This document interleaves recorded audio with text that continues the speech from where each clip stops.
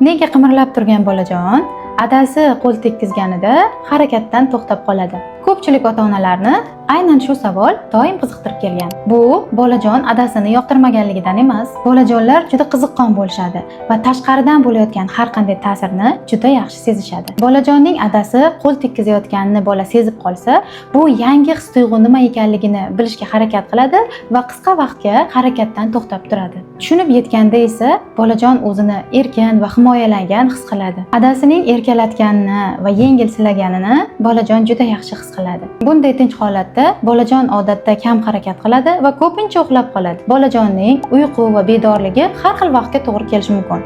Agar adasi silayotgan paytida bolajon chuqur uyquda bo'ladigan bo'lsa, harakatini sezmasligingiz tabiiy hol. Agar bolajoningizni harakatini sezmoqchi bo'lsangiz, yengil silashga harakat qiling. U bilan doim gaplashishni odat qiling yoki-da sokin musiqani birgalikda eshiting.